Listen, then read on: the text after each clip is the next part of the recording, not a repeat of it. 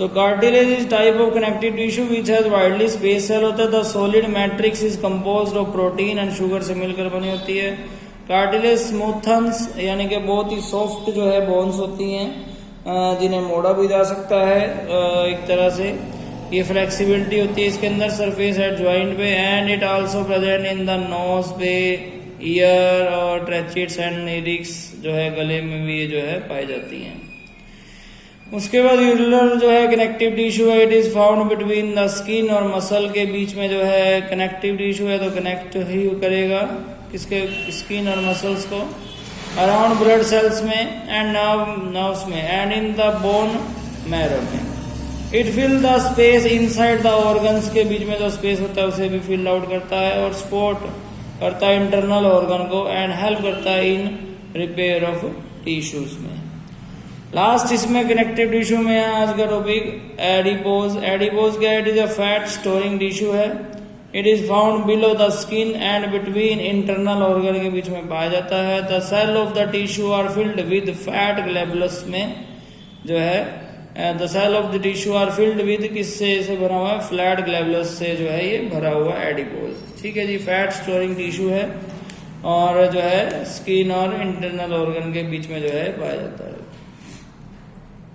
उसके बाद अगला था मस्कुलर टिश्यू। तो मस्कुलर टिश्यू के बारे में बात कर रहे हैं। Muscular tissue consist of elongated cell also called muscular tissue.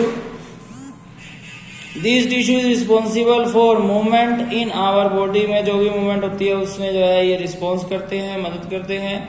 इसके 3 टाइप यहाँ पर दिए गए हैं, स्ट्रेटेड, अनस्ट्रेटेड एंड कार्डियक जो है और 3 टाइप ऑफ मस्कुलर टिश्यू हमारी बॉडी में पाए जाते हैं। टाइप ऑफ मस्कुलर टिश्यू को सबसे पहले डिफाइन करते हैं। स्ट्रेटेड मस्कुलर टिश्यू जो है those muscles which we can move by conscious will are called voluntary muscles होते हैं, जिन्हें जो है हम अपनी मर्जी से जो है मूव करते हैं। जैसे हमारे हाथ पाँव ये सब जो है हमारी मर्जी से चल रहे हैं। मगर कुछ ऐसे भी मसल है जो हमारी मर्जी से नहीं चल रहे जिन्हें इनवॉलेंटरी मसल्स बोला जाता है। जैसे हार्ट हो गया, हार्ट जो है हार्ट का चलना, हार्ट का रुकना हमारी मर्जी के बिना ही होता है। These muscles are also called skeleton muscle भी बोला जाता है और they are mostly attach to the bone से जुड़े होते हैं एंड हेल्प करते हैं इन द बॉडी मूवमेंट में जो है ये हेल्प करते हैं। Under the microscope these muscles show alternate light and dark band जो है अपने आप में जो है शो करते हैं माइक्रोस्कोप में and striation when striated approximately. As a result they are also called a striated muscles भी इन्हें बोला जाता है।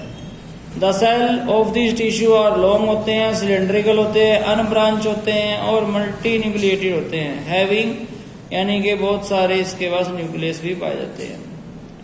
उसके बाद आगे है अनस्ट्रेटेड मसल्स जो इनवॉलेंटरी मसल्स हैं। स्मूथ मसल्स होते हैं जो कंट्रोल करते हैं इनवॉलेंटरी मूवमेंट्स को, जैसे कि मूवमेंट ऑफ फूड हमारे जो है एलिमेंट्री कैनाल में जाना, उसका डाइजेस्ट होना, ये सब जो है अनस्ट्रेटेड मसल के अराउंड होता है। और कंट्रैक्शन और रिलैक्सेशन ऑफ ब्लड वेसल्स की these muscles are also called unstriated muscle बोला जाता है इन्हें, because they do not show any strip और striated across the muscle fibre के बीच में कुछ भी ये शो नहीं करते। देयर सेल आर लॉन्ग होते हैं और पॉइंटेड एंड टू एंड जो है एक तरह से यूनिन्यूक्लिएटेड भी होते हैं। इसमें जो है एक ही न्यूक्लियस पाया जाता है। Cardiac muscle they the involuntary muscles होते हैं ऑफ हार्ट के are called a cardiac muscle जिन्हें बोला जाता है। These muscles show rhythmic contraction जो है ये शो करते रहते हैं, जैसे हार्ट हो गया, लंग्स हो गए, रिलैक्सेशन थ्रू आउट लाइफ में। हार्ट मसल्स सेल आर जो है सिलेंड्रिकल होते हैं, ब्रांच्ड होते हैं एंड यूनिन्यूक्लिएटेड होते हैं। ठीक है, जैसे कि ये जो है ब्रांच्ड हैं, हार्ट जो है आपस में जो है एक तरह से लंग से भी जुड़ा हुआ है। हार्ट में जो ब्लड आता है वो लंग से फिर वापस होकर जो है एक तरह से गैस जो है उसको आदान प्रदान करके जो है फिर दोबारा से हार्ट में वापस आता है ब्लड। तो यहाँ तक जो है मसल्स टिश्यू आपने पढ़ लिया, कनेक्टिव और जो है एपिथेलियन टिश्यू आपने पढ़ लिया है। लास्ट जो है इसमें वो है नर्वस टिश्यू।